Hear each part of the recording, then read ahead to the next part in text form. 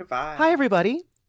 Welcome to Transpotting. I'm your host, Marcia Darling, and today I have my And I'm beautiful co-hosts with Celeste. me. Oh, you don't usually introduce me that way. I'm so sorry.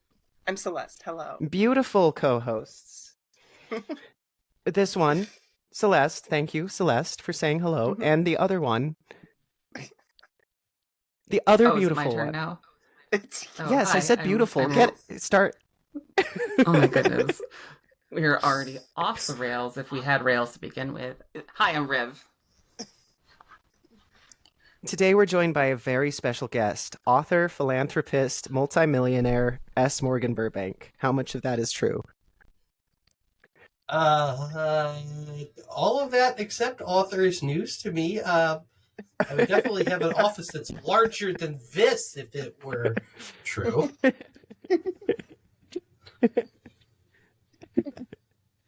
Can you introduce yourself for the audience, please?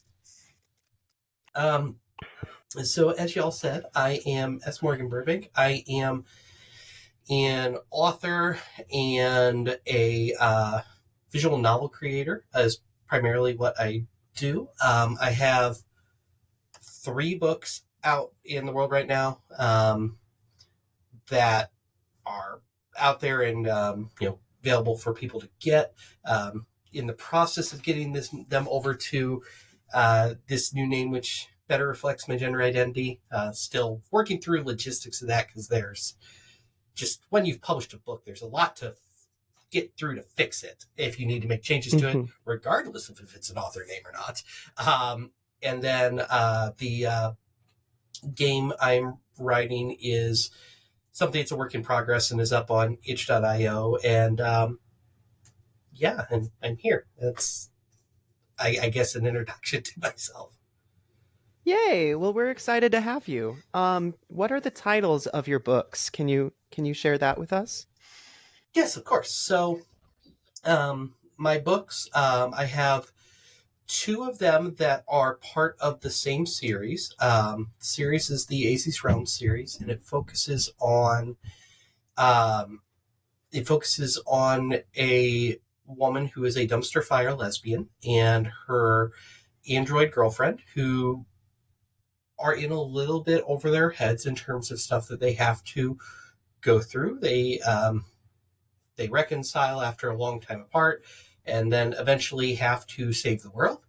And one of them is super competent, and the other is a human dumpster fire. So that's the primary through line through the books. There are 2 of them out: Kotov Syndrome and Wood Pusher. Kotov Syndrome came out in 2021. Wood Pusher came out January of this year. Kotov Syndrome was the 2021 Queer Indie Award recipient for Best Dystopian Novel. And hoping Wood Pusher does as well with stuff this year, but we're obviously very early into the year, so nothing is out there. Mhm. I also released a book in 2016 called An Epilogue to Innocence, and that was a compilation of various short stories that I had written in the span from like 2010 to like 2014. Most of them are darker, they vary in genres, and they, for all intents and purposes, are just kind of a mix of various things that I'd written over that time. And yeah, um, those, those are all 3 out at this point. I was going to say congratulations on winning that award. That's very exciting. Thank you. yes, it's very I cool. haven't I feel bad as a podcast host because I haven't had a chance to read all of your books yet. I did read a little bit of that first one that you were talking about, and I thought it was Okay. fantastic. And I love the themes in it. And so I'm really excited to hopefully have a chance to keep reading it later. I appreciate that. I will say, the more books the more books that I get out in the world, the less I can expect people to have read all of them by any stretch of the imagination, because that's how math works. But also, um, just in general, like I know that I used to read a lot. I do not have that kind of free time right now. Why would I expect Mm, people I'm talking to have that? Like, that's Free time, true. what's that? You Yeah. said that you had a game on itch.io, Mhm. itch.io. Could you tell us about that and what that process was like, especially contrasting with becoming an author? Yeah, so what's weird is just kind of the path I took to writing both is very different. Um, Mm-hmm. a lot of folks I've met over the past decade plus who are authors have very much had a plan that they want to become a writer since they were little, be it a little kid, be it a high schooler who really got into writing, whatever it may be. That was not me. I started writing, excuse me, I started writing in my early 20s because I couldn't afford therapy. And the That's a therapist I good had, reason, honestly. well, it was the therapist I had at the time. It really wasn't clicking or whatnot. And I couldn't afford it anyway because I didn't have health insurance at the time. This was pre Obamacare existing that you weren't required to have it. I wasn't full time employed at that point because I was a college student. And so therapists like, well, here, just try journaling, for lack of a better way to put it. And so I did that for a little while, and it helped, but it wasn't the most helpful. By that point, I was in grad school, and a friend of mine's like, well, try doing the same thing, but do it like you're telling a story, fiction writing. Okay, like okay, sure, I'll try it. Why not? End up doing that. I don't know how much it helped from a therapy standpoint, just objectively, but I found that I liked doing the fiction writing. So I kept doing that, and then I had some people tell me it was good, and after I got past the year line, stop that continue moment, it was I eventually decided to stick with it. A lot of these stories that came out of that time period either went directly into an epilogue to Innocence that I mentioned, or later versions of those stories came into that book. And so, it, I now have 3 books out as what started in 2007 as a therapy exercise. So,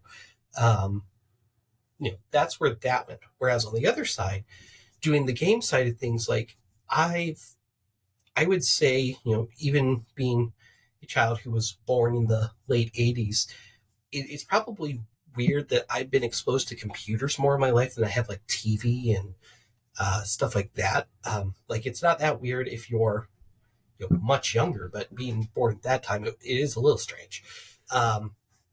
And so like I've always been drawn to computer games and whatnot, particularly like choose your own adventure style games, text-based games, later dating sims, visual novels, those type of things. And so like as somebody who plays them, just genuinely enjoyed them, really loved them.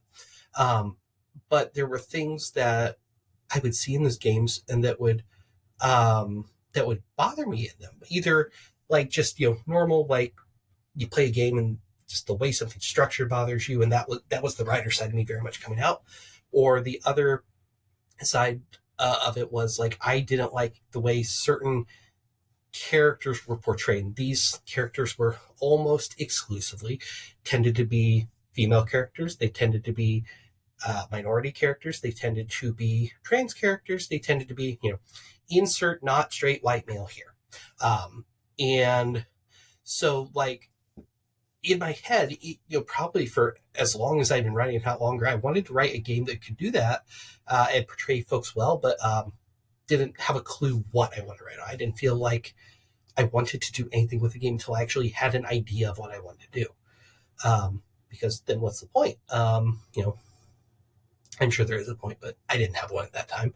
And so one of my friends is a writer who does a lot of romance writing, particularly a lot of sapphic writing. She does shorter stories, novellas, things along those lines. And she's very, very talented writer. And I was reading through some of the stuff that she put up, and she'd shared some of it on Reddit, which, dangerous place to share anything personal.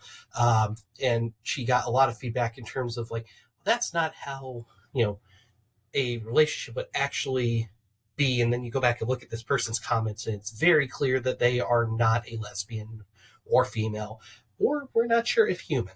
But so like that kind of gave me the idea of like, okay, there is a better way to go about this. I bounced a couple ideas off of her and a few of my other friends. It's like, okay, well, I want to write a game, and I want to write a dating sim, because that was like, eventually I kind of realized that's what I wanted to write more of, was the dating sim style visual novel.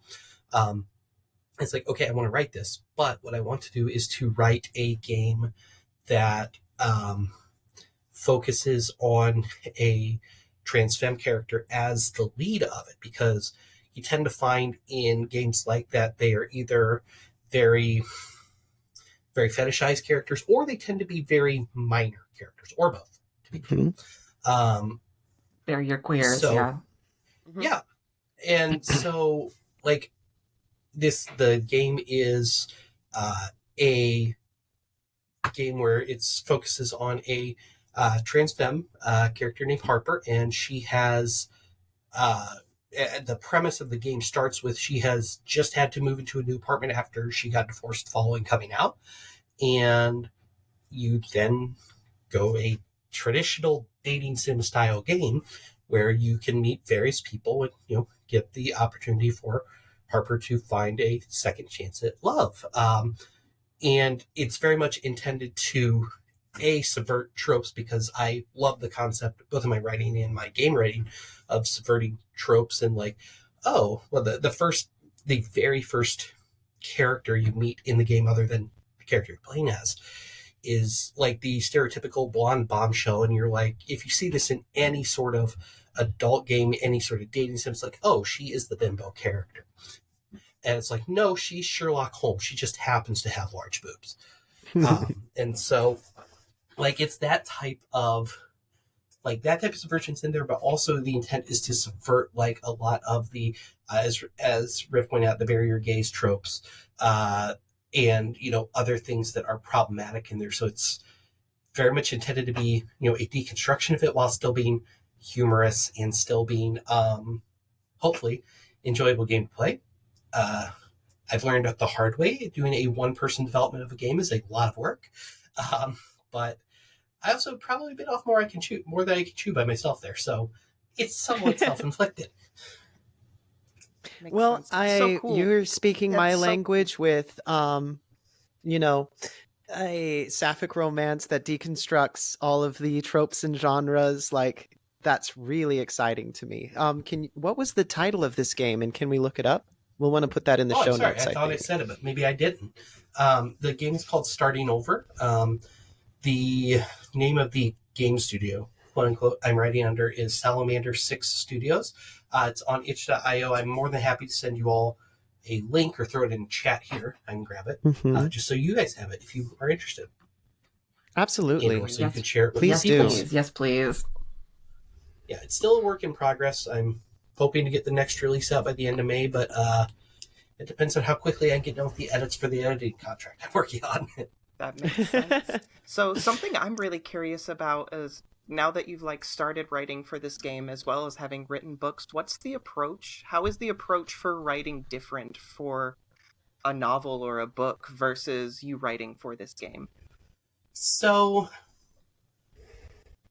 I've thought about this a lot recently, just because I'm getting ready to start the next book in the series that I mentioned. And as a reader, like, the style that I write in for that series is sci-fi, is dystopian, and like I adore reading that. And so on one hand, the world building of that, the concept behind it and whatnot, comes very easy to me, but it also goes a lot slower than I think the game does, because of the fact that it's something that I have knowledge in and a good bit of. And so it becomes hard to, even writing a first draft where I very much can do the get an idea down on paper, it's still that I want to get as much of it right as I can on that first pass, so that it saves me editing work later.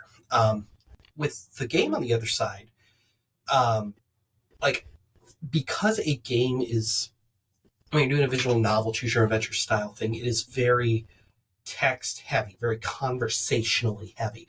And so it is extremely quick comparatively to write out scripting for it, because you don't have to do a ton of world building in that, because you're a little bit of it you're getting through the actual art background and the characters, but also just it's dialogue. You're talking conversation. That's what it is. So it flows much faster.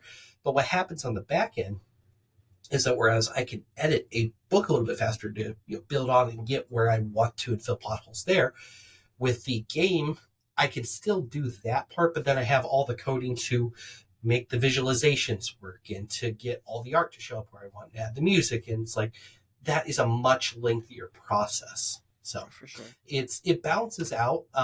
Pure writing the game goes faster, but it evens out because of other stuff. It's really interesting. Thank you. Of course. That's interesting how different the process is. I'm very proud of you for doing both of them. Can you hear me okay? I think my connection went out for a second. I can, yes. Okay, good. I can, yeah. Yeah. I want to go back to what you were talking about earlier about trying to subvert the bury the gays trope and trying to subvert, the stereotypes of people that you see. Have you found other good examples of that in somebody else's art or somebody else's work that you'd like to share? Something that you looked and saw and was like, this is good. I'd like to do something like this. So there's a few examples of it, and most of my examples come more from a writing standpoint, just because I've met a lot more folks in that community than I have the game dev community, solely because of pure time I have been involved in those communities comparatively. In terms of folks that I just know and that are out there, I'd recommend, if you're looking for really good integration of folks who are of different sexualities, or a mix of sexualities, a mix of romanticism, whatever it may be, there is the Card Play Duology by an author by the name of Brittany M. Willows. And the books are called Bloody Spade and Bleeding Heart. And it's like if an anime were in text form. And I know that's a really weird sentence, but when you read it, it's immediately like, oh, I could see this being an anime in my head. That's going to be either a really hard sell for some people or a really easy sell for others. Exactly. Exactly. And it was a really easy sell for me, but I also recognize that I am probably the target audience for that. So it was it does a very good job. I think, I'll apologize to Brittany directly if I misrepresent this, but I think all four of her main characters in that duology are either somewhere on LGBTQIA spectrum in some capacity. I know for sure 3 are. There's there's one character I'm not 100% sure on from memory.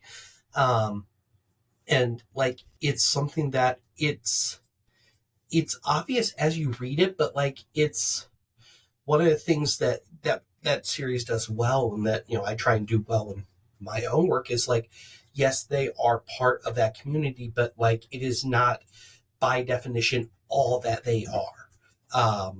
And I find that for many folks, that's just because you are gay, you are lesbian, you are ace, whatever it may be, that doesn't mean you are not also human. And I recognize that doesn't boil down to just sexuality. You could be oh, I'm a carpenter. Well, that's not literally all you are.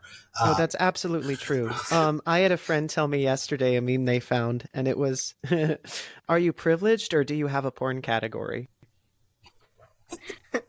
That is an excellent joke. I like that. It's true, too. It is. It really is. The other two I'll throw out there, and I full disclosure, I am the editor for both of these authors with the books I'm going to mention. So I do have a vested stake in their books doing well, but also by the same token, they are good at what they do. So the first one I'll mention that does a good job of this, it's a novella called Early Adopter by Sienna Egler. and they are a Black fiction author who primarily does sci-fi short stories. The extent of this is a very sex positive book, but it is like a film noir styling of the way this private detective book is written. And it's really interesting, kind of the way it subverts things that are standards that film noir style troping, having a very openly ace main character. And it's really well done. I want to see a sequel to it, but I don't know if I can talk them into doing it. I feel like we just need more ace characters in fiction in general, to be honest. That's true. I agree. My favorite character in my series is the ace armorer, because she makes lots of polyarmory jokes. But that's neither here nor there. And the other one is it's the Dark Sentinel series. It's by Jacob Crawford, and that is a mother-daughter duo who is writing YA paranormal fantasy. Their characters, it's a very slow build in terms of like what you find out about the characters, because a lot of them, as the series starts out, are teenagers. So you don't necessarily start out knowing a lot about like their romantic interests, their sexuality, whatnot. But as the series builds, you'll get more into that. And I think it's an interesting take on the on revealing that, because like so many books, be they well done or not, very much come out and introduce the love interest, the sexuality, whatever it is, of characters fairly early on in a book or a series or whatnot. And I think I was talking to one of the two authors who writes this, and she was telling me, I think that it's going to be a 7-book series, might be 8. I can't remember exactly the number. But like they're 2 books in, and like, you know, a little bit of one character's sexuality at this point, and another is hinted at, and that's really it. But like most books series, you're 2 books in, and at a bare minimum, somebody would have kissed already. And I think that, you know, really taking the time to build up a background of what these characters are and who they are before you go into that really kind of reinforces that point of, you know, these are people before they are anything else. And, you know, the advantage to writing YA is that you can certainly use the age to further justify that. But I think even if this wasn't YA, I think it's the right way to do it. A will they, won't they hold hands kind of situation across 2 You got to books. censor hold hands. So whenever you do the editing, just make sure to beep that. Yeah, there you go. Fuck is okay, but hold hands far too Hold far hands, too yeah. steamy. Too Yes. much. Too Far much. too lewd. A censor bar over the text is what we Yes. need. That is the thing I fully intend to do in my game, is to censor just hold hands and nothing else. Okay. Amazing. Oh dear. Do you beep in public? All the time. Oh. Oh, my. In the car, on the bus. At the park. Wow, you do that? You do that while driving? How do you get anything done? It's not as hard as you expect. Oh dear, are we getting derailed again? I will say, Never. okay, sorry. Little personal aside right here, since I haven't had the chance to tell y'all. I finally got diagnosed with ADHD, and I've been on meds for a week now, and they've been making a huge difference. So I feel like it's fun to be able to talk and keep track of this conversation. It's nice. Yes. And I could actually sit down and be like, I want to clean my kitchen, and then it would be clean by the time I was done, and I wouldn't get distracted and wander off. It's wonderful. I gotta get me some of those meds. Yeah. I feel like it's like I've got I'm jealous superpowers and now. I'm just proud. normal. It's weird. Yeah. Well, Yeah. I'm Yeah. super happy and proud. It was an ordeal, but it was Congrats. good. Thank you. So maybe I will have some wherewithal to finish some of my goals this summer. So, Morgan, it sounded like for you, you never set out to be an author, but you started doing that as sort of a method of therapy. Is continuing to writing still very therapeutic for you? It can be. Mm-hmm. I would argue that so a lot of what I did early on therapy writing was very much short story fiction because I had no intent of doing anything, and being able to wrap up a story in short order meant wrapping up the thought process that I had for whatever I Mm-hmm. was trying to work through. Trying to have one complete thought finished, right? Yeah. Yeah. And with that, I think that short story writing can still be therapeutic for me.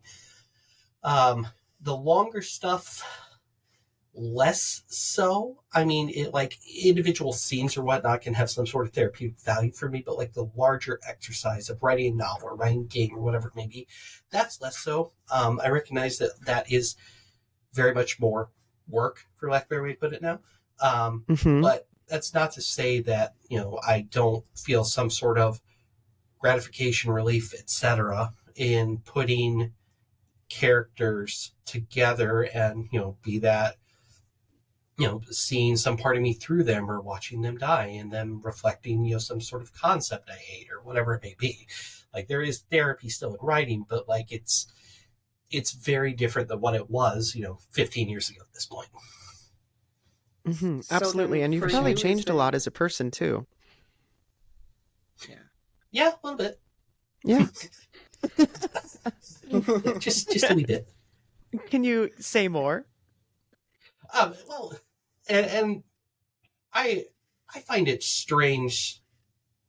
I find it strange the idea that people can't change over time. Like I fully recognize there are people who are the same people, like at their core, but like not changing in terms of like not opening up to new ideas, not discovering new information, not learning things, especially with a period of like 15 years. That just the idea of that just astounds me. Mm-hmm. But putting that all aside, I mean, when I first had that discussion with my therapist, it was 2007. So I was Which discussion in specifically was this? the one where I couldn't afford anything. No. Oh, yeah. It's just like no, you don't have money. I'm like, I am aware of this. Thank you. Mhm. Would you like some of my ramen and rice? But no. So Containment exposure. Well, okay. So let's talk about that for a second because in 2007, like I grew up in a very repressed religious background. Yay! I would A few of us Not have the Yay. right too. place. Yeah. Well, and so like the thing is, I think I grew up on the more normal side of my family, and that's an extreme caveat Mhm. of more normal because like my parents divorced when I was very young, and like the side that I didn't spend a lot of time around was my mom's side, and it was a very I don't think that evangelical is the right word because like a lot of people associate with evangelicalism, and there are some components to it, but by the same token, like it was, although evangelicalism is certainly not the nicest form of Christianity by any stretch of the imagination, I will say that there was more to it than just the evangelicalism. There was a lot of like familial abuse and other things along those lines that added to it that made, weirdly, the evangelicalism very secondary situation in that, which is a wild thing to say in retrospect, but it's also something I didn't recognize in 2007. And then on the other side, the side I actually grew up on, my dad's side, didn't run into that that as much. Definitely not with my dad, but like there were other folks around who were exactly the kindest individuals. But what ran into more there was some understandable things. Like that side was neither side of my family was particularly well off from a financial standpoint. Certainly not my dad's side by any stretch of the imagination, and that put limitations on things. I was the gifted child who very much grew up, and it's like, oh well, we could do something for you, but you go to a school that has 4 farming classes that you can take. It's like, I don't want to do that. So like, not really a lot of opportunity there or whatnot. And I remember growing up and thinking, just at a very base level, like a lot of the things that your parents, your family, the people you were exposed to teach you, a lot of what I was exposed to was, just,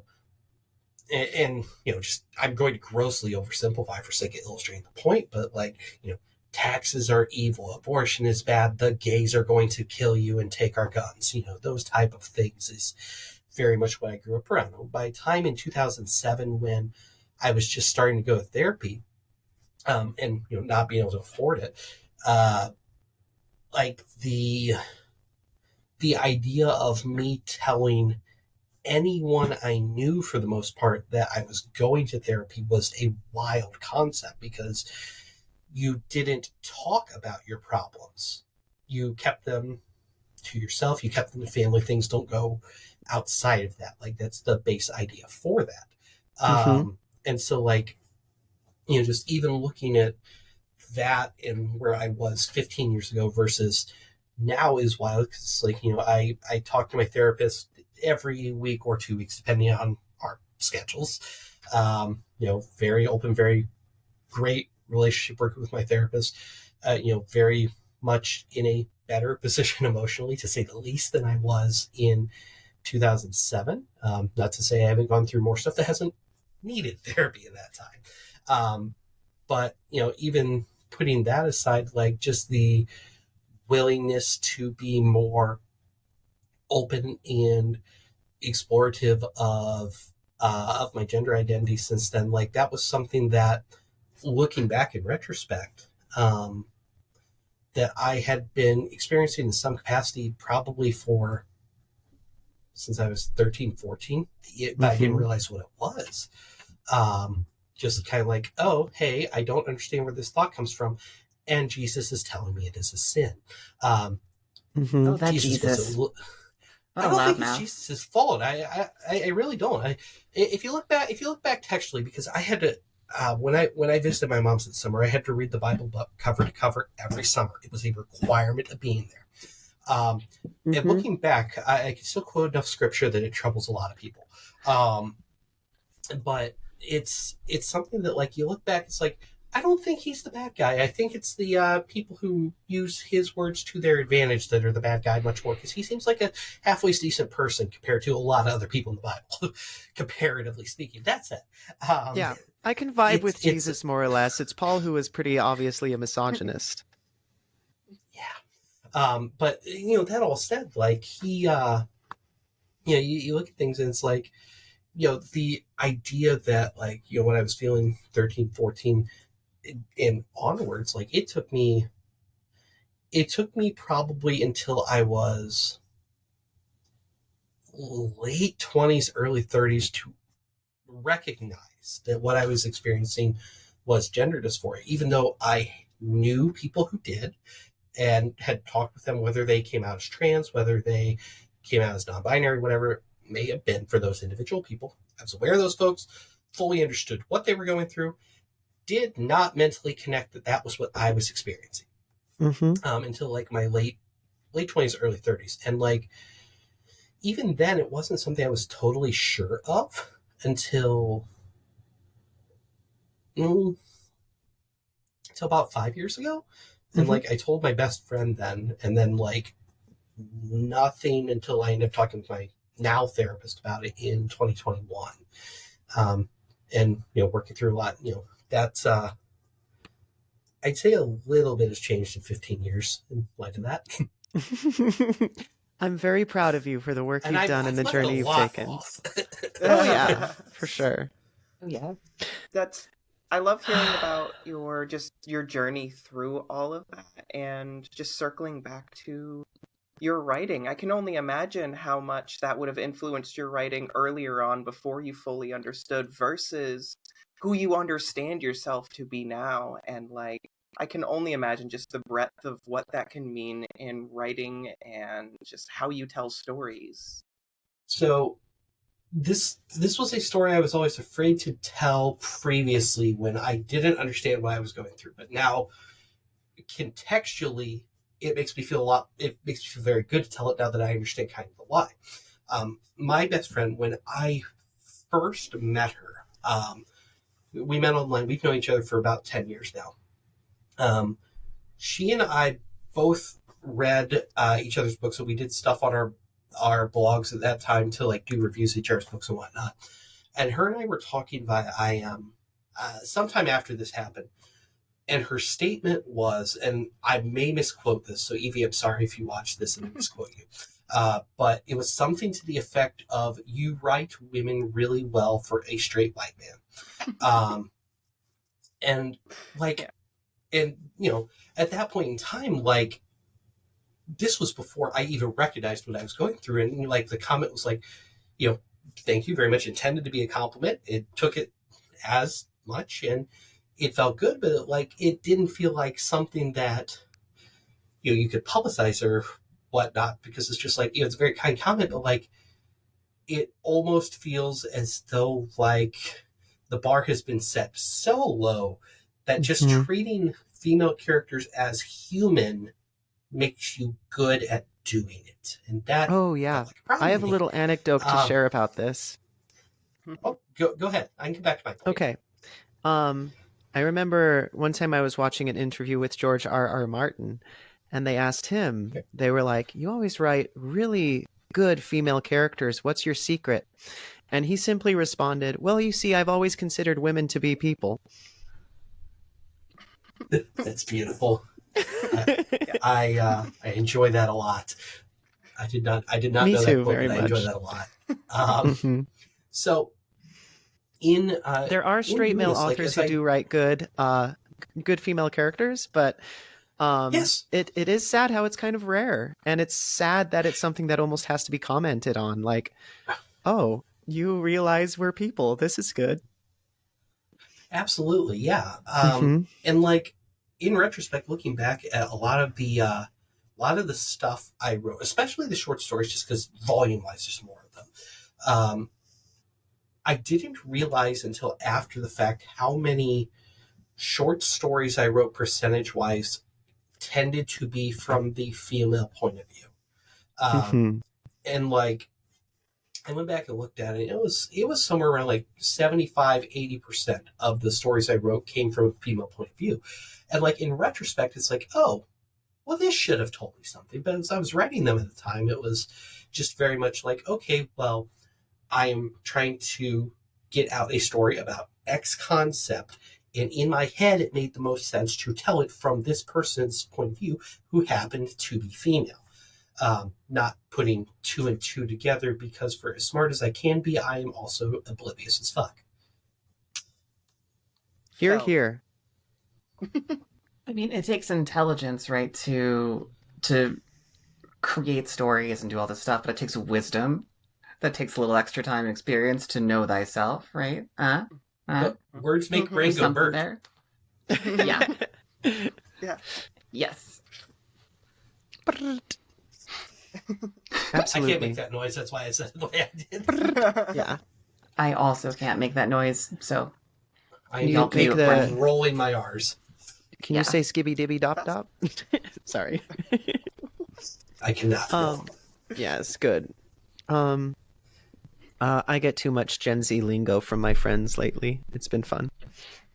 Is that a Gen Z thing?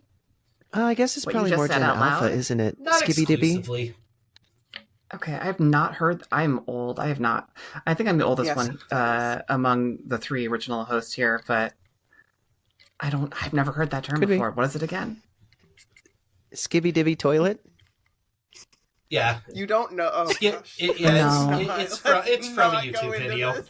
It's like YouTube poops for like kids. Don't look it up. It's not worth the brain damage. As someone with a young elementary child, I'm very aware of it. Okay. Yeah.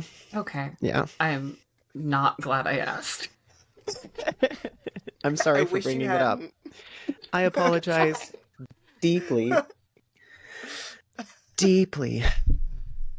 Words make brain go burr. Words do Yes. make brain go burr.